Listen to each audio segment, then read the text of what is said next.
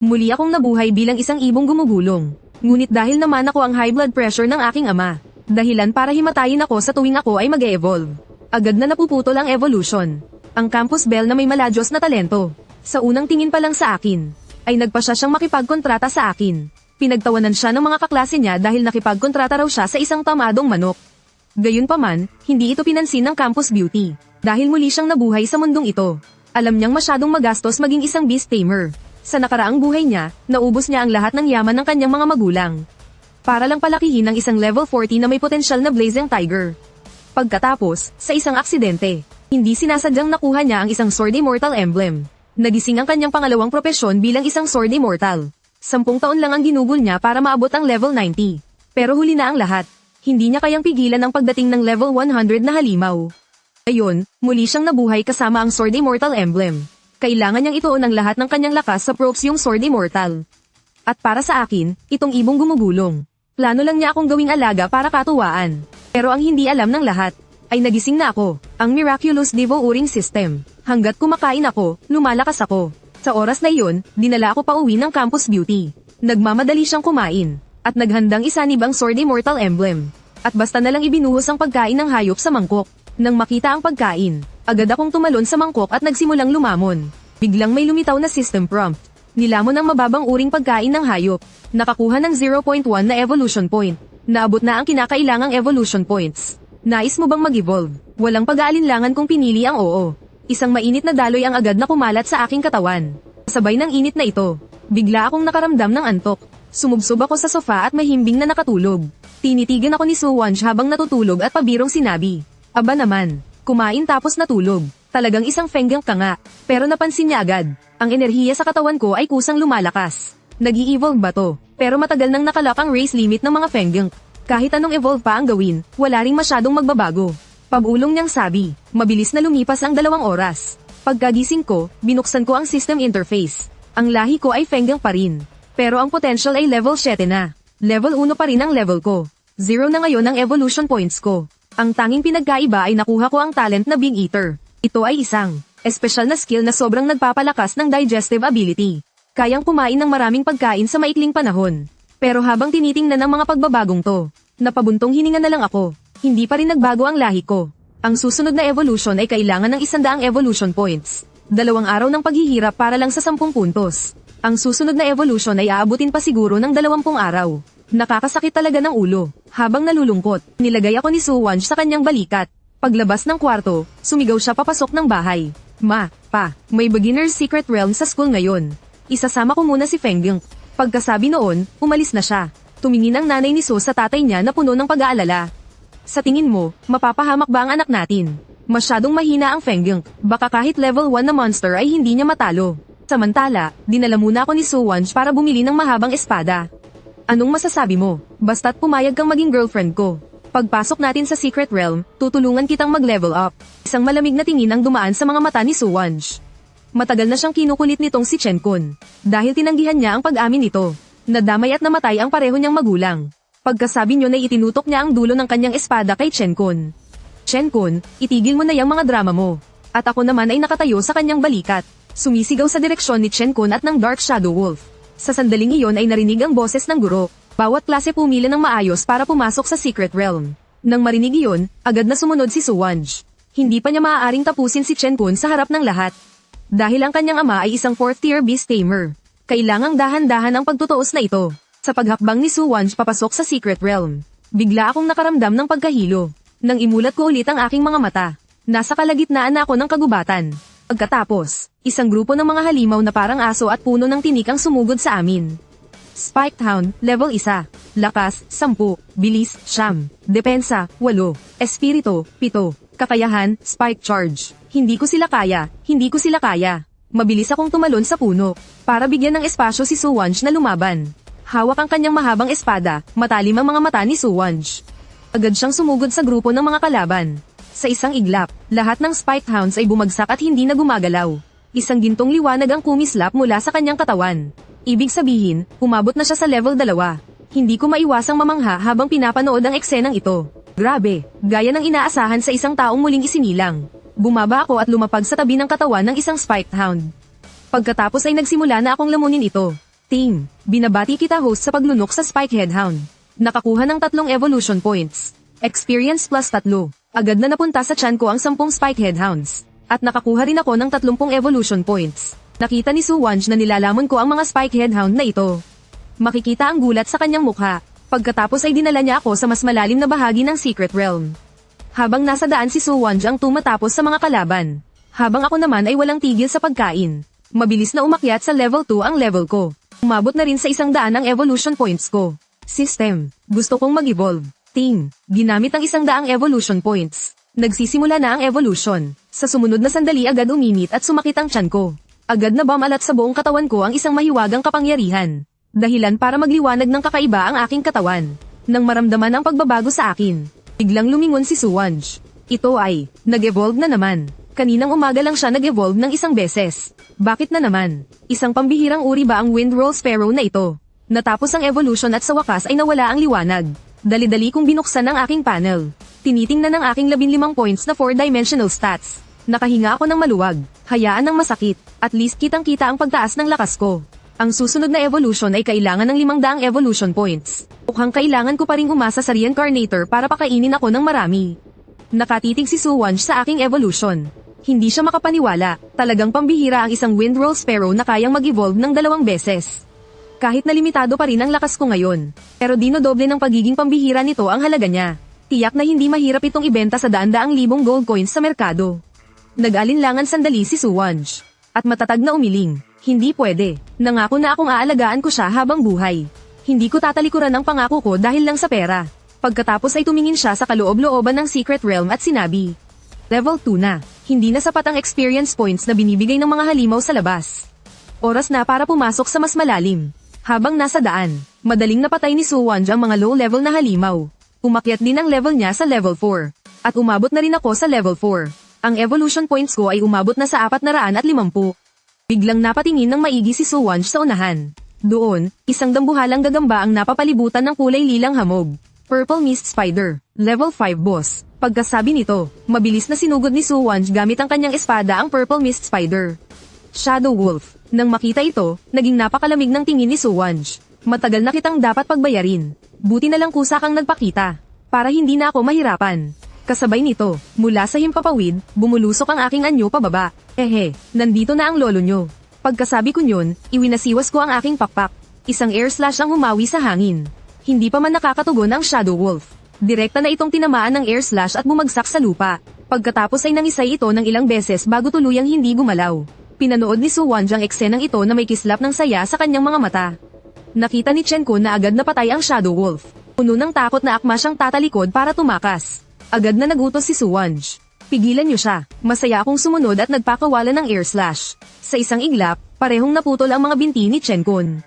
Matapos patayin ni Suwanj ang Purple Mist Spider sa isang atake ng espada. Agad niyang itinutok ang talam ng espada kay Chen Kun. Dahil sa takot, dali-daling nagmakaawa si Chen Kun. Ginang, maawa ka sa buhay ko. Nagkamali ako. Walang bahid ng awa si Suwanj. Isang malamig na liwanag ang kumislap. Nanlaki ang mga mata ni Chen Kun at tuluyan nang namatay. Sa nakaraan kong buhay, sinaktan mo ang mga magulang ko. Sa buhay na ito, hinding-hindi kita palalampasin. Pati na rin ang tatay mo. Kukunin ko rin ang ulo niya. Sa mga sandaling iyon, lumapit ako sa bangkay ni Chen Kun. At sinimulan itong lamunin. Ding! Nilamon ang bangkay ng level 2 na tao. Evolution points plus 5. Nilamon ang level 2 na halimaw na Shadow Wolf. Evolution points plus 10. Nilamon ang level 5 na boss na Purple Mist Spider. Evolution points plus 35. Grabe! Umabot na sa 500 ang evolution points. System. Gusto kong mag-evolve. Pagkasabi ko yun, muling dumating ang pamilyar na nakakapasong pakiramdam. Gulat na tumingin sa akin si Suwanj. Nag-evolve na naman ang isang to. Pangatlong beses na ngayong araw. Kakaiba talaga ang Tumble Sparrow na to. Baka sa buhay na to kaya ko na ring magsanay ng 2 propesyon. Habang nawawala ang pakiramdam na parang nasusunog, biglang dumobble ang laki ng katawan ko. Ang mga balahibo ko rin ay naging malalim na pilak mula sa pagiging kayumanggi. Pagkatapos ay hindi na ako makapaghintay na tingnan ang aking stats panel. Level, 5. Potential, 20 level. Race, Gale Sparrow. Evolution points, 0. Talent, Matako. Skills, Skyrending Slash, Santos. Nagbago ang lahi ko. Sa wakas hindi na ako isang Tumble Sparrow na pang-alaga lang. Napansin ni Suwanj ang pagbabago sa akin. At tila napaisip siya ng malalim. Isang Gale Sparrow. Mukhang iba si Gungun sa mga karaniwang mutant species. Umabot na agad sa level 5 sa loob lang ng isang umaga. Pagkatapos ay masayang inilabas ako ni Su Wanj mula sa Secret Realm. Tungkol sa nangyari kay Chen Kunluo. Siguradong iimbestigahan ito ng tatay niyang si Chen Yui. Pero malamang hindi nila ako mahahanap agad. Sa panahong ito kailangan kong palakasin ang aking sarili hanggat maaari. Terra na Gungun. Magpa-certify muna tayo bilang Beast Tamer. Mabilis na nakarating ang mag-amo sa Beast Tamer Center. Ang maluwag na bulwagan ay puno ng mga taong parot-par ito. Lumapit si Su Wanj sa isang service window. At ibinigay ang kanyang identification information sa staff. Nakita ng staff ang impormasyon. Naging kakaiba ang ekspresyon nito. Ang test para sa unang ranggong Beast Tamer ay laban sa isang level 5 monster. Hindi magiging madali para sa Gale Sparrow mo na makapasa sa test. Pero kung ipipilit mo, hindi ka namin pipigilan. Ang mga Beast Tamer ay nahahati sa 9 na ranggo, na tumutugma sa bawat 10 level. Ngumiti ng magalang si Su Wanj. May tiwala ako, pakiasikaso na ang test para sa akin. At dinala na kami ng staff. Pumunta sa testing grounds. Sa sandaling iyon, isang matinis na tawanan ang narinig mula sa gilid. Nako, hindi ba yan ang campus bell ng first high na si Su Wanj? Ang S-class talent at ang basurang sisiw ay bagay na bagay talaga. Hindi pinansin ni Su Wanj ang pangungutya ng mga taong ito. Diretsyong sumunod sa staff. Dumating sa isang testing ground. Naalala ng staff ang eksena sa pasilyo. Ngumiti siya ng misteryoso. Pagkatapos pindutin ang ilang bagay sa control panel sinabi niya kay Su Wanj. Ay lalabas na halimaw mamaya. Kailangan mo lang at ng iyong Swiftwind Sparrow. Labanan ito sa loob ng 3 minuto para makapasa. Bahagyang tumango si Su Wanj. Pagkatapos ay naglakad sa gitna ng testing ground. Habang ako naman ay maingat na tumingin sa paligid. Naghanda para sa laban. Biglang dahan-daang bumuka ang sahig sa gitna ng field. Isang malaking puno na nababalot ng makakapal na baging. Dahan-daang umangat mula sa ilalim ng lupa. Sinaunang baging demonyong puno, level 10. Lakas, 60. Bilis, 20. Depensa, 8. Espiritual na lakas, 70. Kakayahan, Vine. Venom Spray, Life Siphon. Nakita ni Su Wanj ang impormasyon ng halimaw na ito. Bakas sa kanyang mga mata ang pagkagulat. Mali ito. Ang pagsusulit para sa isang first-year Beast Tamer. Dapat ay isang level 5 halimaw lang. Bakit isang level 10 sinaunang baging demonyong puno ang inayos para sa akin? Nagulat din ako. Ang stats ng sinaunang baging demonyong puno na ito. Mahigit 4 na beses na mas mataas kaysa sa akin. Paano pa natin ito lalabanan? Habang nag-iisip si Su Wanj ng plano. Ang mga baging sa katawan ng sinaunang baging demonyong puno ay bumalat sa amin ni Su Wanj. Mag-ingat ka, sigaw ni Su Wanj. Sa isang kumpas ng kamay, isang hiwa ng espada ang pumutol sa paparating na mga baging. Pero nagulat si Su Wanj sa naging reaksyon ko. Mabilis akong gumalaw sa pagitan ng makakapal na baging. Walang kahit isang baging ang nakadikit sa aking mga balahibo. Pinagsabay ko ang aking mga pakpak at nagpakawala ng ilang talam ng hangin. Mabilis na pinutol ng mga talam ang mga baging. Isang madilim na berdeng likido ang umagos mula sa mga naputol na baging. Tumulo ito sa lupa, at lumikha ng mga maliliit na butas. Natuwa si Su Wanj nang makita ito, habang winawas-iwas ang espada para tapusin ang mga baging na hindi nataman ng hiwa. Sinusundan niya ako, para makalapit sa Ancient Vine Demon. Yung babae sa labas ay nanonood sa monitor. Hindi siya makapaniwala, isang ordinaryong Gale Sparrow. Paano nagkaroon ng ganitong bilis at liksi? Ito na ba talaga ang isang mutant? Nang mapansin ng Ancient Vine Demon na papalapit na sila, agad nitong binawi ang mga baging para dumpensa. Pero bigla kong mabilis na ipinagaspas ang aking mga pakpak. Sa lugar na dating walang laman. Isang sandstorm na may diameter na halos 3 metro ang nabuo. Ang epektong ito ay ikinagulat ng lahat ng nanonood sa certification ni Su Wanj. Ito ang Sandfling skill ng Gale Sparrow. Paano't hindi ko pa narinig na kaya nitong umabot sa ganitong antas. At habang patuloy kong ipinapagaspas ang aking mga pakpak, ang mga batong dala ng sandstorm ay tumama sa mga baging na parang mga bala. Ang Ancient Vine Demon ay umungol ng matinis. Nagkaroon ng mga lamat ang matigas nitong balat. Lihim akong natuwa. Ang Sandfling skill na ito ay mas malakas pa sa inaakala ko. Nakakagawa pala ito ng ganitong klaseng physical impact. At syempre hindi pinalampas ni Su Wanj ang pagkakataong ito. Bigla siyang sumugod patungo sa Ancient Vine Demon. Itinaas ang kamay at tinipon ng sword energy sa dulo ng kanyang mga daliri. Sa kanya itinuro ito sa katawan ng Ancient Vine Demon. Agad na sumabog ang sword energy. Sa isang iglap lang, hiniwa ang malaking katawan ng Guting Yaoshu. Pagkatapos ay bumagsak ito sa lupa. Gumawa ito ng isang malakas na kalabog. Sa sandaling iyon ay natahimik ang buong testing hall. Grabe, iyan ang Guting Yaoshu. Nakapatay talaga sila ng isang level 10 halimaw. At kami nakalalabas lang mula sa testing space. Tinitingnan ng babae sa aming harapan, na may ekspresyon na parang namatayan ng ama. Napagtanto ni Su Wanj na tila nakagawa siya ng gulo. Pasensya na, ngunit sinabi ng namamahala sa guild. Huwag kang mag-alala, ang mapatay ang halimaw na ito ay dahil sa sarili mong kakayahan. Hindi mo kailangang managot, at binabati kita. Mula sa araw na ito, Opisyal ka ng isang first-rank beast tamer. Inabutan ng namamahala si Sowanj ng isang card na kumikinang sa gintong liwanag. Pagkatapos ay tila may naalala si Sowanj at nagtanong, maaari ko bang makuha ang katawan ng God in Yaosho na ito? Nag-isip sandali ang namamahala, ang isang level 10 halimaw ay hindi gumagawa ng crystal core. Wala ring silbi kung itatago pa. Kaya pagbibigyan na lang kita. Dahil ikaw naman ang tumalo rito. Ang katawan nito ay sa iyo na. Pagka-uwi sa bahay, inilabas ni Sowanj ang mga piraso ng God in Yaosho at sinabi, Gun. Ito ang katawan ng isang level 10 halimaw. Mas mataas pa ang level nito kaysa sa iyo. Hindi ko alam kung kaya mo itong tunawin. Sa susunod na segundo ay ibinuka ko ang aking maliit na bibig. At agad na nilunok ang buong piraso ng God in Yaosho. Ding! Nilamon ang mga piraso ng level 10 halimaw na God in Yaosho. Evolution points plus 5. Matapos kainin ang lahat ng piraso ng God in Yaosho. Ang aking evolution points ay umabot na sa 100. Sa sandaling iyon, biglang tumunog ang telepono ni Sowanj. Nakita niyang tumatawag ang kanyang ina.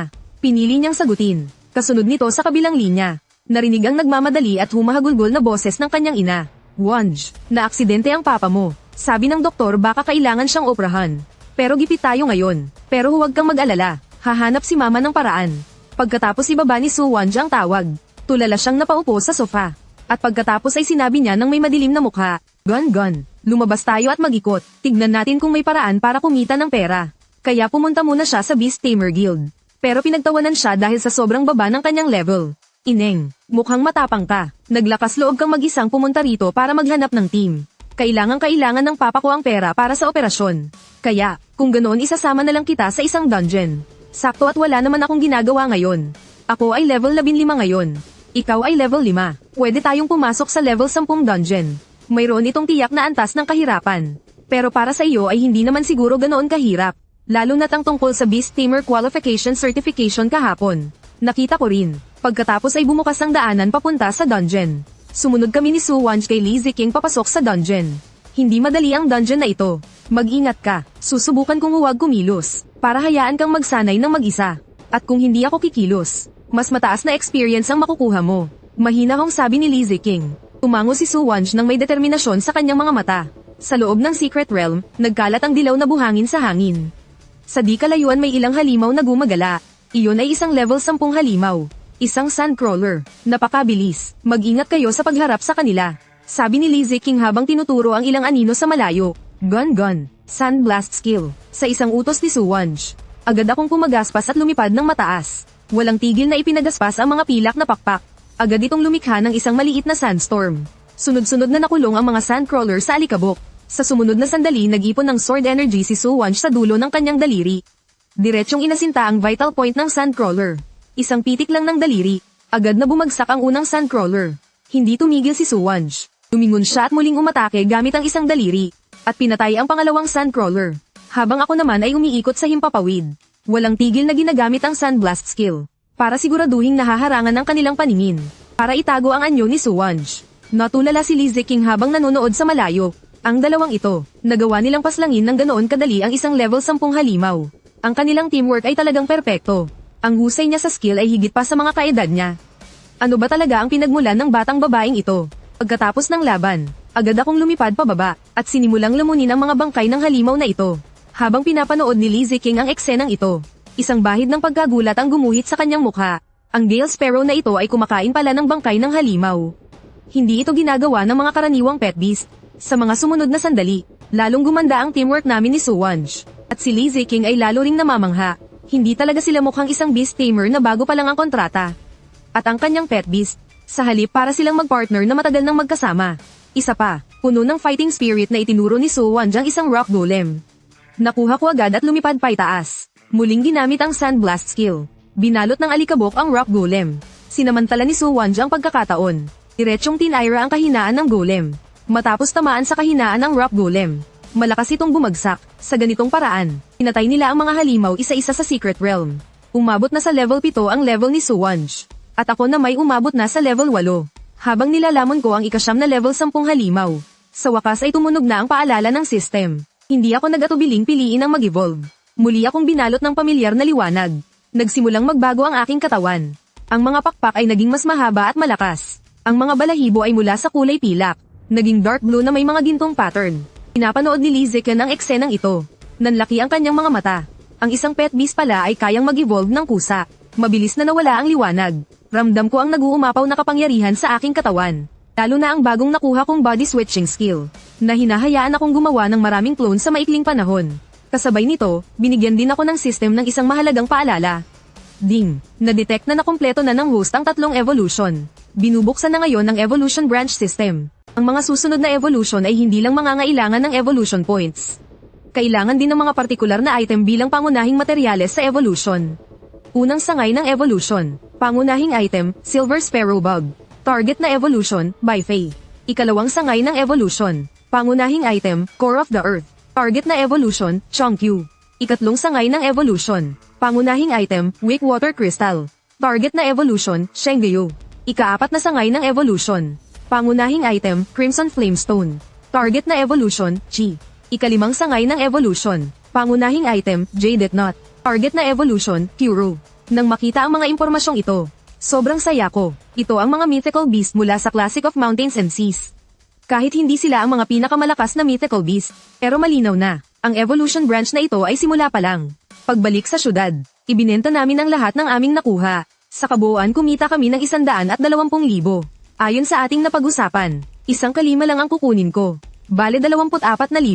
Ang natitirang pera ay sa iyo na. Sapat na siguro iyan para sa pagpapagamot ng tatay mo. Buong pasasalamat na tumango si Suwanj. Salamat Ate Lizzie King. Sapat na nga ang perang ito. Tuloy pa ba tayo bukas? Oo naman. Bukas sa parehong oras at lugar hihintayin kita. Matapos magpaalam ay naghiwalay na sila ng landas. Pero sa sandaling pagtalikod niya para magpaalam, nagseryoso ang mukha ni Lizzie King. Pagkatapos ay kinuha niya ang kanyang telepono at tumawag. Kinaumagahan, pumunta si Suwanj sa Instance Management Office. Pagkatapos tumingin sa paligid, kumunat ang kanyang noo. Kakaiba, bakit wala pa si Ate Ziking? Nakatayo ako sa balikat ni Suwanj. Maingat akong tumingin sa paligid. Pakiramdam ko mayroong mali. Sa sandaling iyon, isang pares ng mag-agarang mga ngaso.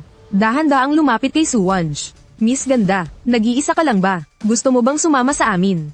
Tiningnan ng lalaking namunguna si Suwanj mula ulo hanggang paa. Pasensya na, mayroon na akong kasama. Malamig na sagot ni Suwanj. Pero mapilitang lalaki. Isang napakagandang babae, mapanganib mag-isa, sumama ka na lang sa amin. Garantisadong double ang makukuha mo. Sinabi ko na, hindi ko kailangan. Naging malamig ang boses ni Suwanj. Dahil doon hindi na nagpumilit pa ang lalaki. Umiti lang siya ng makahulugan. Ikaw ang bahala Ganda. Hanggang sa muli, pagkasabi niyan umalis na siya kasama ang mga kaibigan niya. Naghintay ng 2 oras. Hindi pa rin dumarating si Lizzie King. Ayaw nang mag-aksaya ng oras ni Suwanj. Dahil wala si Ate Ziking. Tayo na lang ang pumunta sa low-level dungeon. Tutal hindi na naman mahina ang lakas natin ngayon. Pabulong na sabi ni Suwanj. Humihiyaw ako bilang pagsang-ayon. Pagkatapos ay pumili si Suwanj ng isang level 7 na dungeon. Sa sandaling iyon, may narinig na palakpakan mula sa di kalayuan. Hindi masama, ang lakas mo pala talaga munting dilag. Siguro naman wala ka ng lakas para lumaban ngayon. Nagpakita ang pinuno ng mga lalaki ng nakakasukang ngiti, noong akala ng lahat ay sigurado na ang kanilang pagkapanalo. Bigla akong lumipad. Mabilis kong iwinasiwas ang aking mga pakpak at gumawa ng isang malakas na buhawi. Kasabay nito, si Suwanj na mukhang mahina kanina. Biglang nagpakita ng nakakagulat na bilis. Tapos ay kalmado niya lang iwinasiwas ang kanyang kamay at nagpatalsik ng ilang patak ng dugo mula sa kanyang mga daliri. At ang mga lalaki ay hindi na nakasigaw pa bago sila bumagsak sa lupa. Pagkatapos ay lumingon si Suwanj sa isang sulok at malamig na sinabi, busog na ba ang mga mata mo sa panonood? Ate Lizzie King, isang pamilyar na anino ang dahan-daang lumabas mula sa dilim. Walang iba kundi si Lizzie King. Ang galing mo naman kapatid. Natutuwa talaga ang ate mo. Pero nakakalungkot isipin na kailangan mong matulog ng mahimbing dito. Pero huwag kang mag-alala sa ibon mo. Aalagaan ito ng ate mo para sa iyo. Puno ng kasakiman at pagwawagi ang mga mata ni Lizzie King. Sa narinig ko ay nag-alab ang galit sa aking puso. Gusto mong pumatay para magnakaw ng yaman. Dumaan ka muna sa akin. Pagkasabi niyo na iwinasiwas ko ang aking mga pakpak.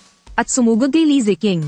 Namutla sa gulat si Suwanj. Gun huwag. Nakita ni Lizzie King na lumalapit ang kanyang biktima. At ngumisi siya. Itinaas niya ang kanyang kamay para saluhin ako. Napakadali namang makuha nito. Unting nilalang. Akin ka na. Pilit na pinakilos ni Suwanj ang sword chi sa kanyang katawan. Ngunit nalaman niyang wala nang natitira sa loob. Bigla siyang kinabahan. Lagot. Kanina'y puro pagpatay lang sa kalaban ang inisip ko. Hindi ko inakalang mauubusan ako ng lakas. Ngayon, ubos na ang sword chi ko. Hindi ko na may iligtas si Gun. Malamig na ngumisi si Lizzie King. Mukhang, ang ipinagmamalaki mong sword chi ay hindi mo na magagamit. Kung ganoon, itong ate mo na ang maghahatid sa iyo. Sabi niya habang sumisipol. Isang puting Zoro ang tumakbo mula sa malayo. Xiaobai, hampasin mo ng buntot si Suwanj. Sumunod ang puting Zoro. Iwinasiwas nito ang buntot at humagupit patungo kay Suwanj. Pinanood ni Suwanj ang paparating na buntot ng Zoro. At mapait na ngumiti, muling nabuhay, para lang mamatay sa panlilinlang ng babaeng ito. Sa isang kritikal na sandali, ipinagaspas ko ang aking mga pakpak. Isang ulap ng alikabok ang bumalot sa puting Zoro. Sa loob, nang makita ito ni Suwanj, nabuhayan siya ng loob. Gun. Ang galing mo talaga. Sinamantala ang pagkakataon. Pilit na inipon ni Suwanj ang huling hibla ng kanyang lakas. At ginawang espada ang kanyang mga daliri. Swoosh! Matapos kumislap ang liwanag ng espada, isang malaking hukay ang biglang lumitaw sa lupa. Kasabay nito, agad nawala ng kakayahang lumaban ang puting Zoro. Nang makita ito ni Lee Ziking, puno ng pagtataka ang kanyang mukha. Paanong posible? Hindi ba't nahuli ko na ang ibon na iyon? Pagkatapos ay tumingin siya sa kanyang palad. Isang anino na lang na malapit ng maglaho ang nakita. Kasabay nito, narinig ang mayabang kong sigaw. Ngayon nakita mo na, ang lolo mo ay natututo at ginagamit ito sa totoong buhay. Ang Phantom God ay talagang isang divine skill para sa panlilinlang ng kaaway. At sa oras na ito, ang pangalawang sword chi ni Suwanj ay nabuo na. Ang matalas na sword chi ay dumiretso kay Lee Ziking. Sa sobrang pagmamadali, kumislap ang isang determinadong tingin sa mga mata ni Lee Ziking. Nagngangalit ang ngipin habang naglalabas ng isang dilaw na anteng-anteng mula sa kanyang dibdib. Ang anteng-anteng ay kusang nag-apoy kahit walang hangin. Sa puntong ito, wala na akong pakialam sa pagtatago ng aking propesyon. Bagamat ang hawak ko ay isang first-tier immobilization talisman lamang. Limitado ang kapangyarihan nito, ngunit hanggat kaya kong limitahan ang mga kilos ng batang babae na ito. Kahit sa isang saglit lang, magkakaroon ako ng pagkakataon na baligtarin ang pagkatalo. At sa sandaling na-activate ang anteng-anteng, ang aking anino ay hamarang sa harap ni Suwanj. Ang berdeng wind blade at ang dilaw na anteng-anteng ay malakas na nagsalpukan. Namutla si Lee Ziking sa gulat. Anong nangyayari sa beast pet na ito? Paanong kusa nitong pinoprotektahan ang amo nito? Malinaw na hindi nagbigay ng anumang utos si Suwanj. Ang natitirang lakas ng Skyrending Slash ay hindi pa nawawala. Ito ay humalo sa sword chi na pinakawalan ni Suwanj. At pagkatapos ay buong lakas na tumama sa katawan ni Lee Ziking. Si Lee Ziking ay sumigaw sa sakit at tumalsik. Nawalan siya ng kakayahang lumaban. Isang tao at isang alaga ang lumapit sa harap ni Lee Ziking. Malamig ang mga mata ni Suwanj. Muling kumislap ang sword chi sa dulo ng kanyang mga daliri. Ang matalas na liwanag ng espada ay pumasok sa katawan ng fox. Ang katawan ng fox ay nangisay ng ilang beses. At tuluyang nawalan ng buhay. Kumislap ang kawalan ng pag-asa sa mga mata ni Lee Ziking. Hindi na siya binigyan ni Suwanj ng pagkakataong magsalita. Isa pang sword chi ang humiwa sa leeg ni Lee Ziking.